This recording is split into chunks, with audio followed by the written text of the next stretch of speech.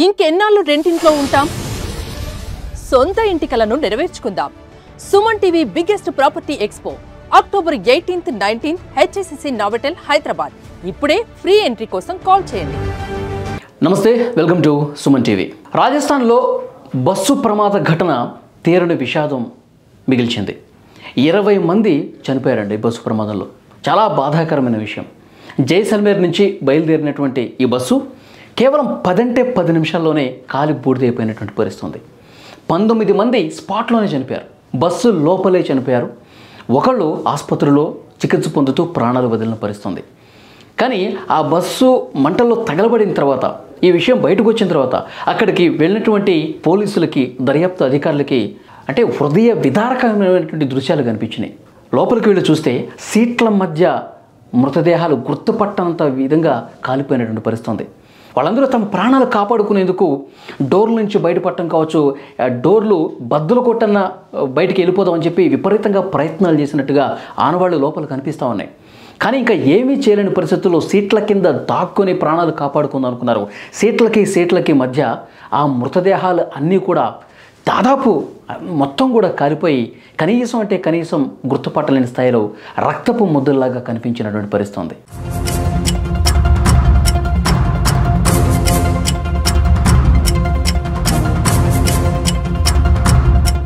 చాలా ఒక దారుణమైనటువంటి ఘటన ఇది. తర్వాత పోలీసులు మీడియాతో మాట్లాడారు. ఈ ఘటనకు సంబంధించిన విషయాలు వివరిస్తూ షార్ట్ సర్క్యూట్ వల్లే ఈ ప్రమాదం జరిగి ఉండొచ్చు అని చెప్పి ఒక అంచనాకు వచ్చారు. కానీ షార్ట్ సర్క్యూట్ ఎప్పుడైతే ప్రమాదం జరిగిందో, మంటల్లో వ్యాపించాయో, వెంటనే డోర్ లాక్ అయిపోయిందంటండి. ఇది ఏసీ స్లీపర్ బస్సు. ప్రమాదం జరిగిన వెంటనే ఆటోమేటిక్గా డోర్ లాక్ అయిపోయింది.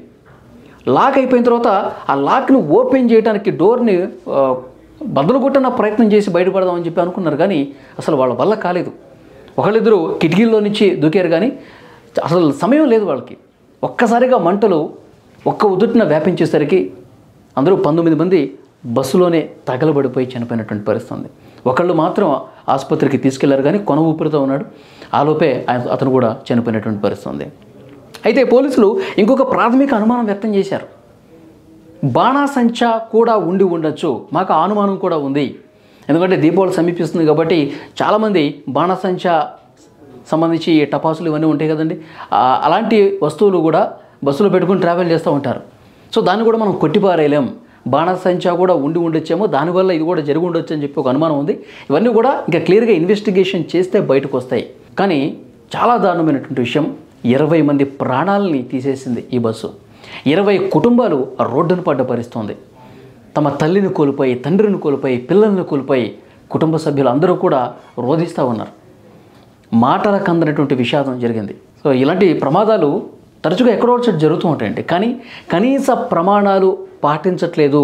చాలామంది అధికారులు బస్సులు ఏ విధంగా నడుస్తున్నాయి, బస్సులు సరిగ్గా వాటికి సర్వీస్ చేస్తూ ఉన్నారా లేదా, నిబంధనలు పాటిస్తున్నారా లేదా, భద్రతాపరమైన ప్రమాణాలు పాటిస్తున్నారా లేదా, ఇవి చెక్ చేయాల్సినటువంటి అధికారులు నిర్లక్ష్యంగా ప్రదర్శించడం వల్లే ఇలాంటివి ప్రమాదాలు జరిగి చాలా కుటుంబాల్లో విషాదం, అంతులేనటువంటి దుఃఖాన్ని మిగులుస్తున్నటువంటి పరిస్థితి. హర్యానాలో జరిగినటువంటి ప్రమాదం మామూలు ప్రమాదం కాదండి. బయలుదేరిన 10 నిమిషాలకే అందరూ తగలబడిపోవడం ఎంత బాధాకరం చెప్పండి.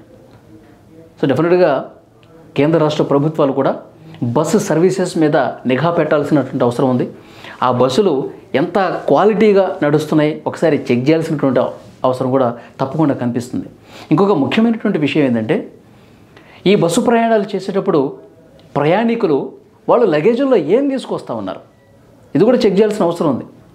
బస్సులో కావచ్చు, ట్రైన్స్లో కావచ్చు, కొన్ని ప్రమాదకరమైనటువంటి వస్తువులు కూడా తీసుకొస్తూ ఉంటారు. సో దానివల్ల కూడా గతంలో చాలా ప్రమాదాలు జరిగినాయి. ఒకళ్ళు చేసినటువంటి చిన్న తప్పు వల్ల, నిర్లక్ష్యం వల్ల మిగతా వాళ్ళు కుటుంబాలని కోల్పోయే పరిస్థితి ఉంది కదా.